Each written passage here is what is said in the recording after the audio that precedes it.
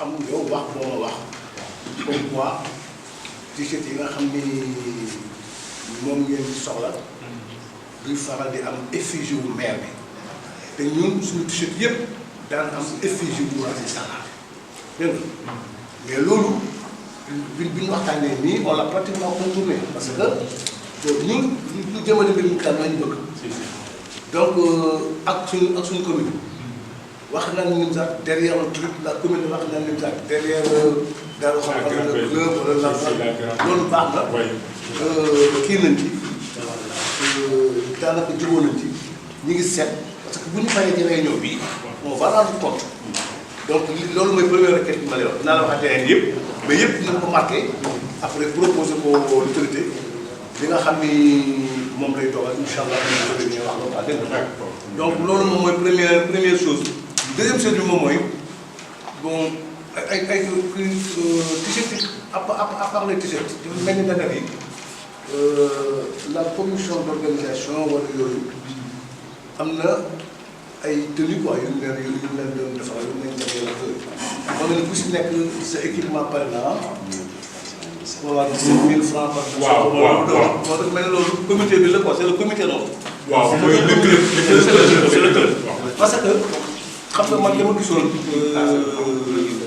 ci kii bi ngeen di tànk bi ngeen di jox ma maire nga xam ni moom mooy nekk tànk wax na leen sax comme vous l'avez dit quoi randonnée bi day am benn thème.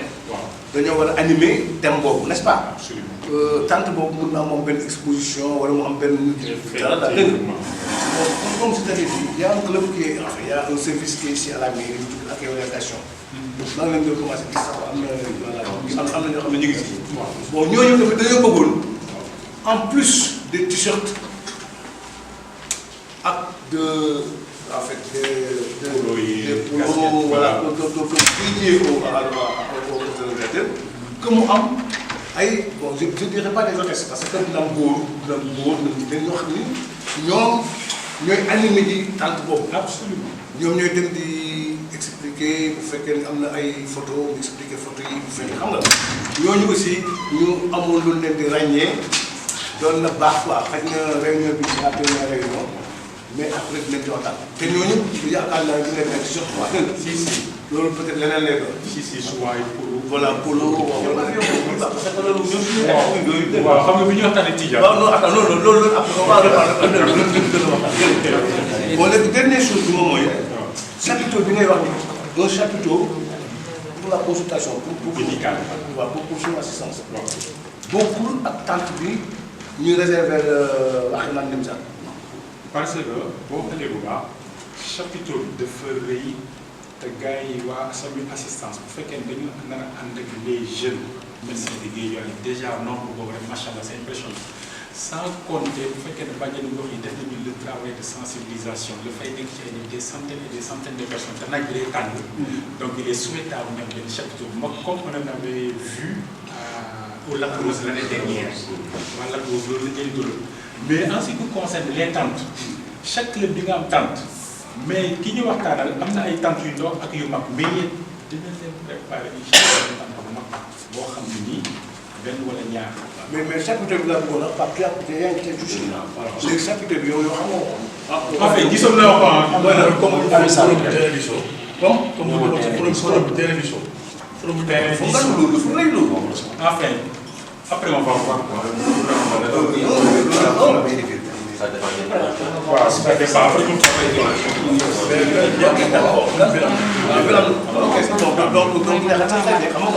les requêtes là sont très claires. bon am nañu war a tudd la je pense que c'est pas léegi incha allah lii yëpp ñun après ñu ko def ko propre maire. bon il faudrait que le 25 minutes rapidement. waaw après on va incha allah.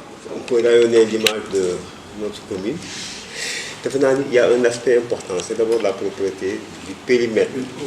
La propreté, je dis la propreté du périmètre où les gens vont passer la journée. Parce que le parcours, sur le parcours, on a des aménagements à faire. Je pense que moi, je m'attendais peut-être que bien avant, après l'expression du président de peut-être nettoyer, je pense que nous, je me disais que la mairie va faire un geste ou peut-être venir mettre des arbres et tout ça. J'avais l'idée de venir de la culture. Mais comme ce n'est pas l'occasion de les donner encore, de revisiter un peu les rues, quand même pour mettre un peu d'ordre. Je sais que sur le parcours, par rapport à la commune, sur le périmètre de la commune, où nous devons exercer, pour que les gens sentent au moins s'il y a quelque chose qui se passe. Parce que voir aujourd'hui 2000 personnes, 3000 personnes défiler dans la rue, ne c'est que sur une longueur donnée, me paraît important. Et comme nous organisons aujourd'hui et que la mairie s'est impliquée et que nous avons profité de l'occasion de pouvoir vendre l'image. Parce que les retombées, quand on aura réussi la manifestation du Tofi, pour voir la réaction des uns et des autres qui ont participé en tant que sponsors, en tant que peut-être, parce que ils peuvent nous revenir. Cependant, je pense que ce serait aussi de faire émerger certains peut-être projets que la mairie a et qui sont toujours restés en... J'ai vu au niveau de Yoff. Au niveau de Yoff, la mairie a décidé de mettre des couches pour les chevaux. Il faut que vous fassiez pour facial.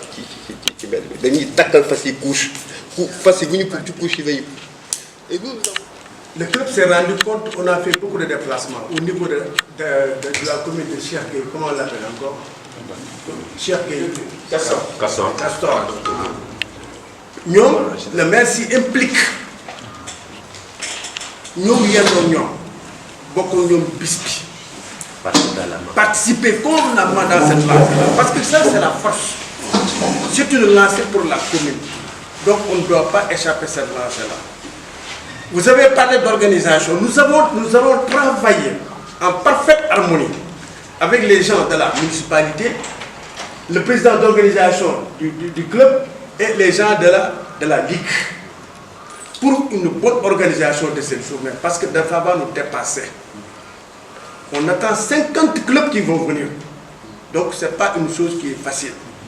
La baignade, elle est interdite. Ça fera l'occasion à la municipalité de faire une conférence parce qu'il y aura les jeunes représentés par Padé. De sensibiliser les jeunes sur la mer. Actuellement, vous allez vers la mer. Actuellement, passez par la corniche là. Vous allez voir. Nous, là, je vais dire ça. Toujours, il y a des problèmes. Mais on peut diminuer la situation en faisant une communication exacte. En sensibiliser les enfants. Même la mairie, d'accord. On a parlé de chapiteaux, on a parlé de stand. Mais stand, c'est un moment pour la mairie de présenter ses réalisations quand même. C'est un moment. Vous avez un stand devant vous. Présentez des photos. Cherchez un prestataire. Habillez-vous en tenue, bien sûr, pour faire représenter la mairie parce qu'il y a d'autres sponsors qui sont là. Il y a Joker qui sera là. Joker devait sortir à réfugié. D'accord, même ici, la mairie municipale, le maire intérieur. Mais on a le droit de sortir une tenue. Vous allez présenter quand même ces stands avec des médiations, avec des conférences. Ça, c'est normal. Chapiteau, c'est extraordinaire parce que si la population se déplace pour une consultation gratuite, c'est extraordinaire. Le monde à ne pas manquer. Je vous dis bien, en tant que représentant, on se connaît très bien. Il y a beaucoup de sorties. Le maire, il y a beaucoup de affaires. Autrement dit, je vais lancer un petit appel à la mairie.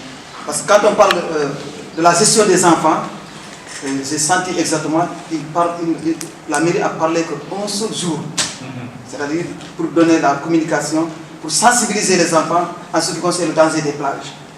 Alors, moi je dirais, à partir de cela, est-ce que la mairie, comme le fait des autres, par exemple la mairie de Pikine Nord, parce que moi je l'ai assisté, la mairie de Dida Kaou, je l'ai assisté. Je ne sais pas s'ils ont initié ça cette année ici, ou bien ils ont déjà initié ça, je ne sais pas.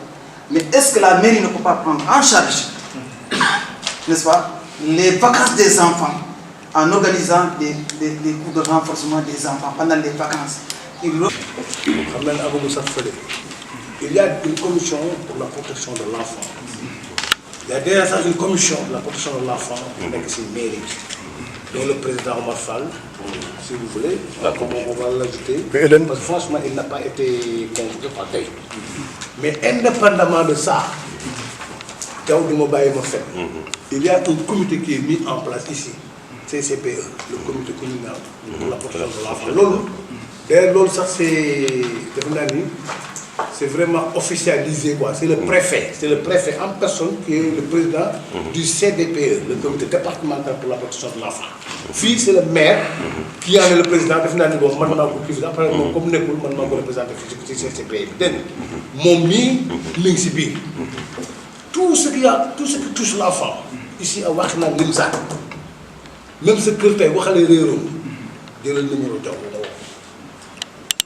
tout ce qui touche à la protection de l'enfant fii am na benn comité bu ñu mettre en place xam nga tamit il est vrai que dina les communications peut-être lii dina ci baax ba instant ba fële yooyu yëpp dinañ ko fa def yooyu yëpp dinañ ko fa wax y a pas mal de structures qui sont là yoo xam ne nit ñi dañ ko xamul mais ça existe mi ngi existe mi ngi am mais kii bii fii rek case de espace jeune bii rek am na bureau bu fa nekk social lay def protection de l'enfant dañ ko fay saytu di ko fa wax bon léegi nag li ngay wax ni ay mbirum njàng meeg ay cours de vacances yooyu xam nga loolu c'est assez complexe parce que Sénégal la nekk nii Sénégal ñu si bari bu école tëjee seen doom yi da leen jóg position pratiquement régionale parce que tey jii position boobu la fi kër gi toog parce que dafa recevoir la région de Dakar donc dans son ensemble la war a ñëw Ganes Mouta donc te ñun xool nañu ne ñu ko jëkkee def t-shirt yi c'était 4000 doyul woon coow la na c'était important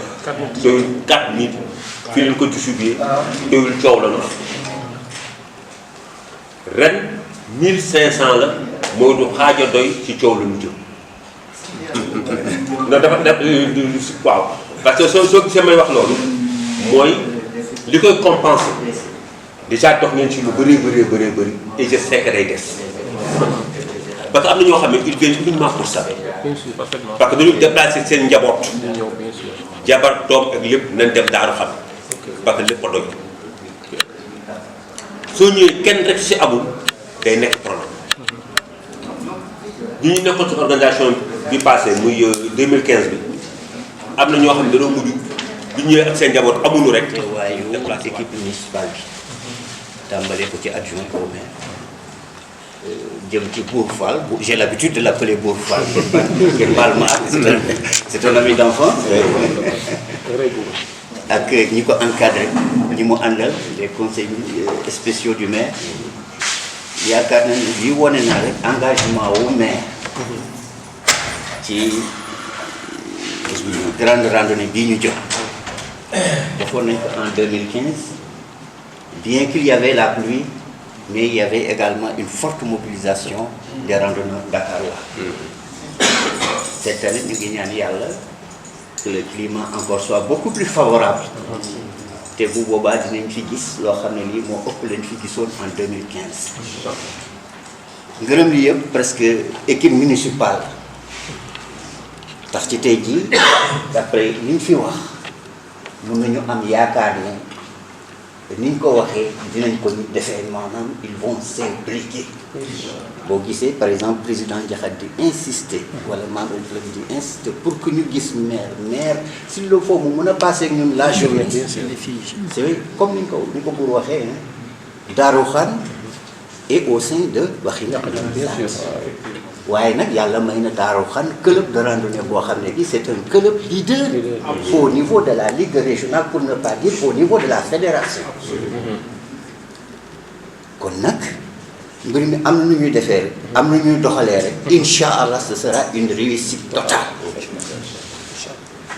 c'est à l'endroit de mon club de randonnée moi je suis le vice-président peut-être mais un virista quelquefois qui n'apparaît pas. Pourquoi? Parce que je suis encadré par deux hommes compétents. Le président, le secrétaire général. Alors, ce qui veut dire que quelquefois, moi je peux croiser les bras. dama leen di ñaanal rek yàlla defal leen wér ak wér defal ko bépp jullit nu mucc ak mucc lu bëri le ak barkeel ci ay mbaax de présenter son identité. Mais présenter l'identité aussi, c'était participer à montrer aux gens les projets que nous avons en cours qui permettront à la mairie d'être visible. Parce que tous ces gens qui viennent, ils vont venir nous regarder. Qu'est-ce que la mairie est en train de faire? quels sont les projets que la mairie a vis-à-vis de ces populations, surtout qu'elle est au bord du fleuve, de la mer. Quand je tourne autour de l'université, on dit que les enfants ne vont pas ils vont se laver et tout, mais ils n'ont rien pour s'occuper. Mais quand je vais à l'université, mais je vois que les gens sont en train de s'activer parce qu'il y a des jeux et tout. Ils n'ont pas le temps d'aller se laver. Ils font du sport, ils font tout, mais ils ne vont pas se laver. ngeen xam ban niveau ngeen ñu impliqué mu joxe suñu avis par rapport à ça. Cette manifestation bii ma gis dafa laaj avant pendant et après ñëpp yooyu yëpp bu ci dajee il faut que ñu situer les responsabilités ku ci ne liñ ciy jël fi ñu ciy commencé ak fi ñu ciy yem pour mu bañ am ay télescopage et puis dafa laaj un travail de prospection boo xam ne ñu dem sur le terrain avant ñu demee réunion yooyu ñun mairie ak yéen dem sur le terrain ñu xool circuit bi ñu war def yëpp vérifier liñ ci mën a def en attendant ñu démarré ko beneen commune aussi liñ ci mën a def mu démarré ko maintenant fi ñu toog nii agent voirie mu ngi ñëw toog Paye ba Sall kii moom mooy Pam Moussa moom mooy superviseur ñi nga xam ne mooy la régie donc lépp loo xam ne peut être ci côté bi ngeen doon wax côté environnement garde de vie ñun mën nañ ci taxawee côté boobu sur la supervision du maire nii ak le cabinet je pense que loolu c'est pour le rassurer mais bari na yu bëri yu ñu mën a wax ci cadre de vie loo xamante ne peut être le maire mu ngi di ko def mais mën naa ci wax benn rek tey boo demee si littoral bi def nañ fa benn parcours sportif xam nga yeneen ko gis ñu ngi waaj a aménager aussi 5 hectares de reboisement demande nañ ko semaine bële sur 4 communes te loolu bi ñu koy def le maire avait dit que comme fekk nañ ñu déclassé diggante géej géej dëkk bi il est important ñu reboiser kanamu géej gi ak autoroute bi loolu demande nañ ko te incha allah bu ñu koy reboiser nañ leen invité ñëpp ngeen ñëw parce que ñu si projet boobu ak yeneen yoo xam teel waxtaan ñu wax ñu seen plan d'action par rapport ak li ngeen yaakaar ci mbir yi fan la ngeen ñuy xaar depuis léegi ñu jël xeex ak moom pour mun ko indi à temps parce que bu dul loolu problème dina te maire bi ñu ko gisee moom xel boo xam ne il est sportif déjà mais xel boo xam ne depuis sànq dañ ñëw maa ngi dawal mu naan ma fa ngeen toll man monsieur maire pare bi sax maa egg seeg dama tànn mu ne mu woo Paa Fall jotu xam naa dina la fay donc nag lii occasion pour au moins tey bu jógee fii tey c'est le 14 hein. Absolument. C'est dans 10 jours. Dans 10 jours. C'est dans 10 jours. Bu fekkee ni problème ci chef de tamit à temps lañ ko commandé. Apport financier bi ngeen soxla loolu yëpp dañ ko xam à temps. ñu ko teel a wut parce que fii bu ñu jógee tey ñun war nañu je pense bu ñu toog ñëwee fii dañu am plan d'action bi bu ñu ko yóbbaale.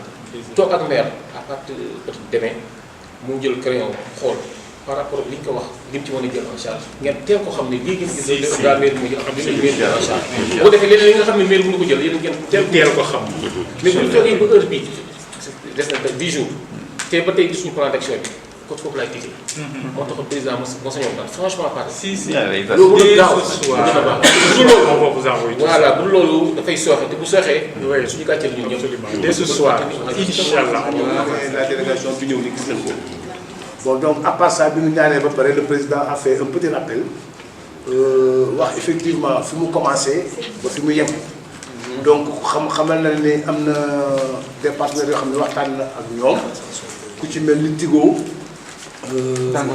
am na taxaw bu am solo boo xam ne Tigo taxaw na ko déjà am na lu mu fi si vous voulez bon on peut revenir là-dessus mais Tigo effectivement joxe na 1 million joxe na 1500 t-shirts joxe na 1500 casquettes joxe na 1000 actes de 12 bouteilles d'eau quoi mu 12 000 bouteilles d'eau bon ba pare fas yéene na aussi def benn roadshow incha allah la veille pour une promotion de l'événement bon am na aussi ay dates yu ñu jàpp yoo xam ne yow d'autres partenaires yu mel ni suma assistance bi nga xam ne promettre nañu def benn journée de consultation gratuite ak Joker ak la Ligue sénégalaise de tabac ak yeneen ñi quoi rappelé mooy les autres partenaires ñoom ñëpp facilité nañu la veille de la manifestation muy le 24 ñëw pour def si une reconnaissance des lieux surtout fële quoi au niveau du départ xool naka la ñu organiser départ bi bon le secrétaire général aussi nous a fait en fait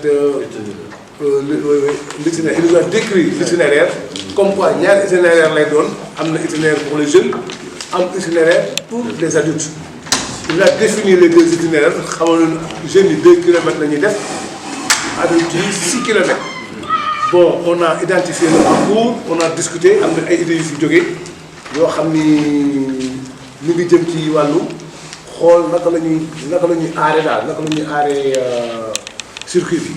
le président aussi si biir waxam xamal na ni les dossiers administratifs ñoom jógoon nañ ci sax ni lañ koy dox mais ñu xamal leen que ni c'est la ligue ou la fédération qui va s'en occuper moom mooy en ce qui concerne l'autorisation au niveau du préfet les sapeurs-pompiers la police ñoom ñëpp waa incha allah la ligue dina si dox. bon am na aussi ay wax yoo xam ni ci mairie bi la jëm daanaka ndaxte mairie bi si boppam dafa bëgg a approprier wu journée bi donc déjà ci organisation matérielle bi am foofu wax nañ ni ay tentes la ñu fay bëgg a def ak aussi benn chapiteau dem nañ sax ba wax ñaari chapiteau ndax wax nañ benn chapiteau pour suma assistance moom il faut que mu am ndax consultation médicale bi foo leen ko bëgg a defee bu ñu sañoon tamit tente bu ñuy réserver wax nañ ni mu nekk sous forme de chapiteau ndax dañoo bëgg foofu ci biir aussi def leen exposition boo xam ne dina retracer les réalisations et les projets de la commune.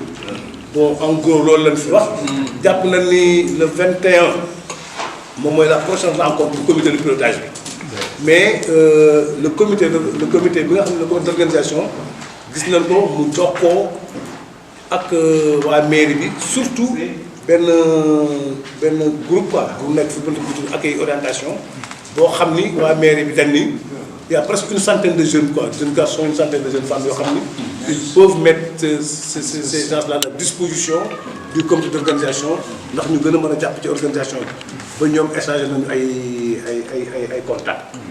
bon il y a aussi le cas de Omar Ngom qui a été vraiment waxtaan nañ ci ba wax apport bi nga xam ne Omar mën nañu koo defal bon tout ça c'est lu ñu jàppale néew ci biir waxtaan bi. bon donc di rafetluwaat ndaje bi di ñaan yàlla effectivement li ñu sumb nga xam ne di ndortale rek la yàlla may ñu si ndam. léegi donc comme on a dit su fekkee ni kii la ñu def ñaan.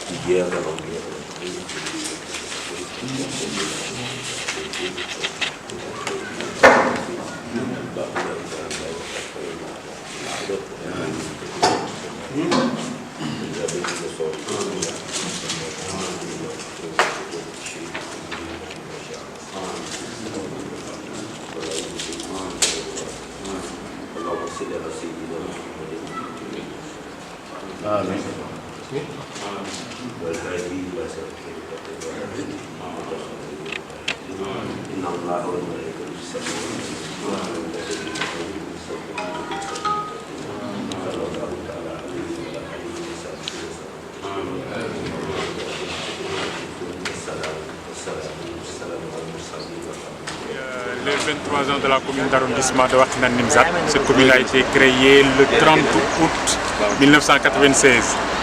Donc cet anniversaire coïncide avec la clôture de la saison de randonnée pédestre au niveau de la Ligue régionale de Dakar.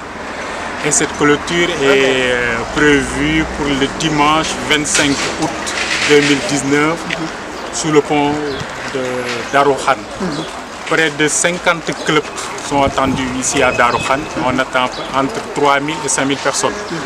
Il y a 3 manifestations d'envergure, 3 activités. On va essayer d'allier le sport, la santé et la culture.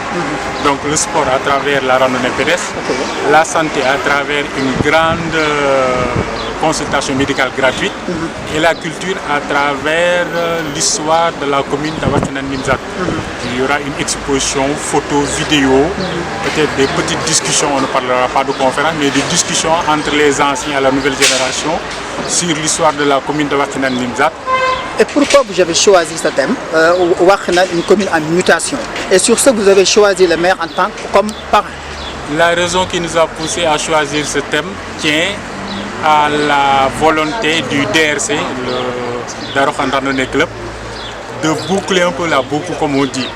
Parce qu'en 2015, on avait organisé une grande randonnée pédestre, c'est-à-dire la même édition de 2019, mais la thématique en 2015 portait sur l'histoire de la banlieue. C'est le professeur Ibadir Thiam qui avait été invité pour animer une conférence. Malheureusement, il n'a pas pu se déplacer. Il nous avait mis en relation avec M. Thiam des Archives nationales. Et en 2017, ça a coïncidé avec le cinquantenaire de Guédiawaye, parce que si je ne me trompe pas, Guédiawaye a été créé en 1967. Jusqu'en 2017, c'est 50 ans. Et donc, on avait organisé une randonnée pédestre pour célébrer ce cinquantenaire. Et vu que l'ensemble des clubs de la région de Dakar et la fédération de randonnée pédestre avaient demandé d'organiser le remake de 2015, on avait dit qu'on va travailler dans la continuité. D'abord, on a travaillé sur l'histoire de la banlieue, puis sur l'histoire de Guédiawaye. Pour finir, c'était la commune. Ça va de soi. Donc, Wakhinane Nimzatt. Donc, c'est la raison judicieuse, on pense, qui nous a poussé à choisir la thématique du... Et aussi à choisir monsieur le maire comme parent. Oui, Racine Talla, c'est une façon pour nous de l'encourager. Hein, parce que Wakhinane Nimzatt, Guédiawaye, de façon globale, c'était une cité dortoir. Si vous regardez bien, les populations de la banlieue, pour ce qui est de Wakhinane Nimzatt, c'est composé de personnes qui travaillent dans le secteur informel, l'artisanat et tout ça. Donc au début, c'était prévu pour abriter des personnes qui travaillent, des cités dortoirs. Et maintenant, il y a une mutation profonde qui est en train de se faire, surtout à travers l'aménagement de l'axe 3 de la VDN, qui est stratégique, qui va offrir une meilleure visibilité aux différentes communes qui sont situées au bord de la mer. Il y a aussi des projets structurants qui sont mis en place et vont peut-être être réalisés sur le court, le moyen et le long terme. Et là, nous laissons le soin à l'équipe technique, à l'équipe municipale, le jour J, de dérouler le programme concernant ces projets structurants du maire et de ses collaborateurs. Merci bien.